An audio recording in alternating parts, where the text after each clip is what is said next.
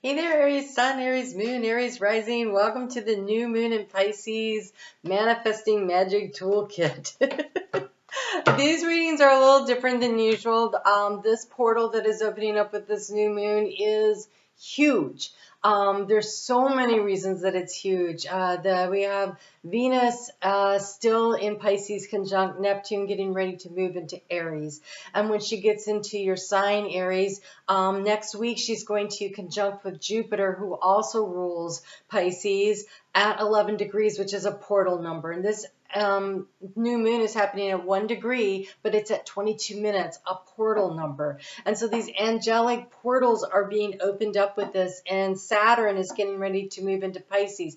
It will be conjunct with this new moon. It'll be still in Aquarius, but only 3 degrees away. And so it's bringing structure to your dreams and your goals. And so usually when I do a new moon reading, the way I do it is I look for the challenge and the opportunity and give you advice. But really, with Pisces energy, it is unlimited potential. There is zero things stopping you except your own limits of your own imagination. So you can manifest and create for yourself whatever you want in this energy. And so there are no limits, and you are your only challenge. Okay, so what would you like? There is a need to get really clear on it, because over the course of the next couple of years, while Saturn is in Pisces, this is where you're building the structure around the dreams. And so this makes this a really important portal to be very clear on what you want to manifest. And so I'm going to give you some tools here to use really for the next few years to help build this dream into a reality, right? It's really about building the dream into the reality. I kind of get this whole Walt Disney energy around, he had a dream and he built an entire world around his dream, right? So that is what you're being encouraged to do here. So let's go ahead and jump on in and see what we get here. So you have the emergence, creation, resurrection, and magician. See, it is a wide open portal. There is nothing to stop you but you, and it is number 11. Perfect, because Jupiter and Venus are going to conjunct at that 11 degree. And it says here that you can use the Merlin stone or ruby for this. This is the energy that resonates with the magical magician and the creative energies, right? You are at a reinvention point. No kidding. Oh my God, what a statement that is, right? Because the next time that we get a new moon, it is in your sign. And then the time after that, when we get a new moon, it is in your sign. And then it's an eclipse. You guys get 2 new moons this year. 2. And the second one is an eclipse, and the North Node is getting ready to move in your sign. You really are at a reinvention point. Well, that's amazing. Oh my God. So I'm super excited that we're doing these readings. Okay, but if you're not, let me know in the comment section too. If you love it, let me know. If you don't, I want to know, because I don't like doing things people don't want to watch anyway. So we have here the Hawk Prince. So working with the hawk in general, the energy of the hawk is knowing what you want and going for it, right? And this is spirit communication, paying attention.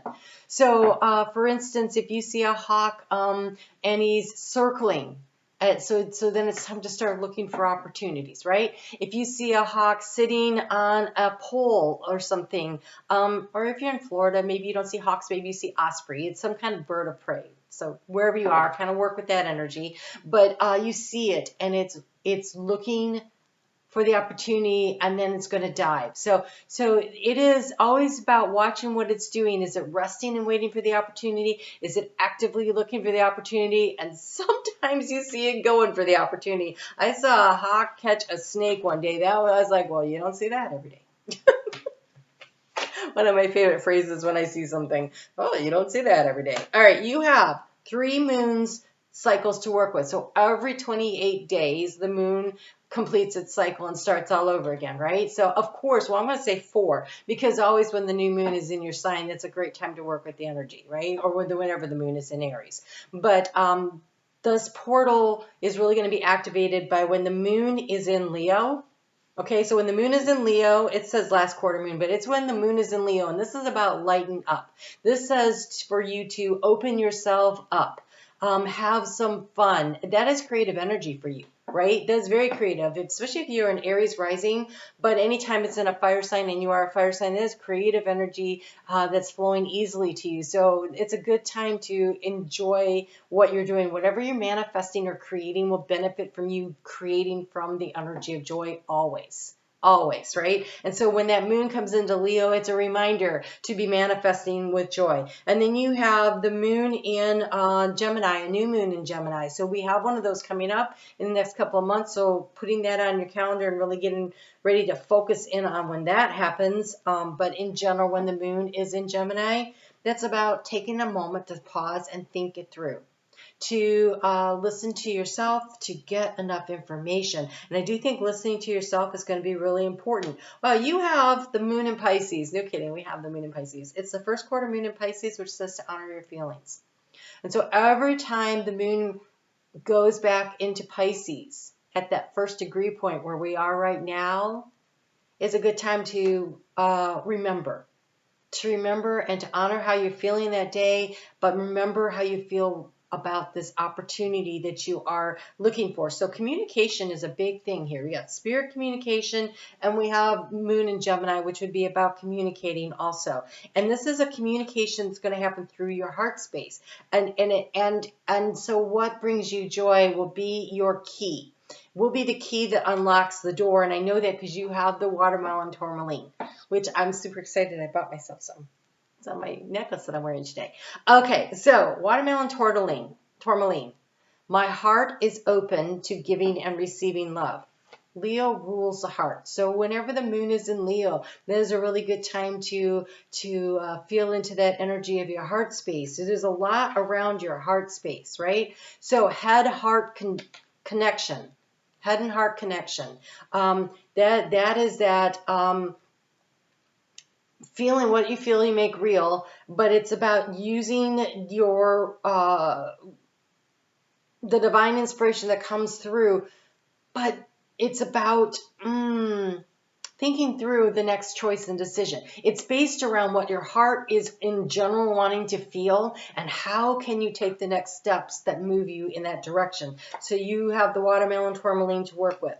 My heart is open to giving and receiving love. Write that down. That's a great affirmation. Another one would be, I transform the world around me by focusing on divine love.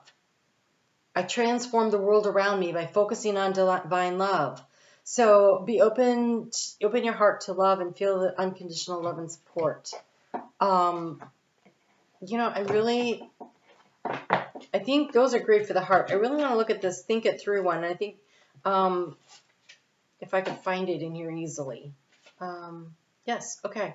Knowledge is powerful and I am powerful. Use that with that energy of Gemini. When the moon is in Gemini, remember that knowledge is powerful and I am powerful. And so seeking information, actively seek information for the next steps whenever that moon is in Gemini. All right, so what we're going to do is I teach a class on mudras. I really enjoy it. Mudras are hand positions that help to focus your energetic power in a certain way to increase an outcome, to it's manifestation energy. It's if you ever look at any of those icons, those pictures that, I think it's that one. Okay.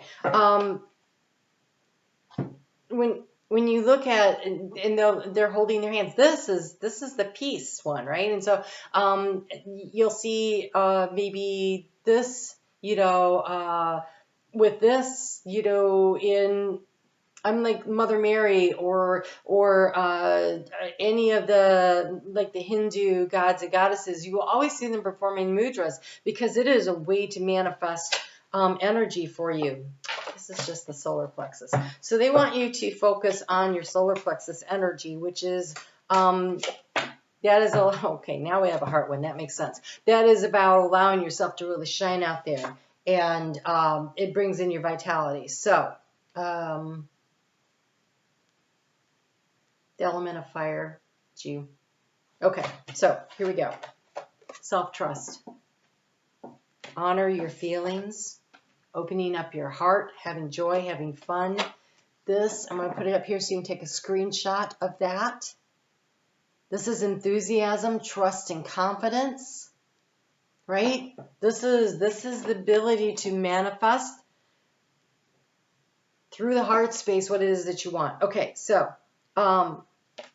you simply are going to open up, this is upside down, but just thread your fingers, open them up toward you, hold them in front of your heart space, and focus on what it is that you're trying to draw and attract to you. And breathe, in through the nose, fill up your belly, out through the mouth. Okay, so this is unshakable confidence guides my journey forward. Unshakable confidence guides my journey forward. Interesting that I said drives. Probably because of this fire energy here. Unshakable confidence guides my journey forward. Look for the opportunities. Pay attention. They're available to you. Moons to work with again. Leo, Gemini, and Pisces. And so that's 3 opportunities every month plus yours. That's 4. Keep you on your toes. You have a lot of good things happening with that new and with the North Node getting ready to move into your sign. So time to get yourself ready. Life is supposed to be fun. If it hasn't been fun for a while, it's time to start bringing it back in. All right, you guys, I hope you like this. Let me know. It's the only way I'm going to know is if you tell me. You take good care, and I'll talk to you soon.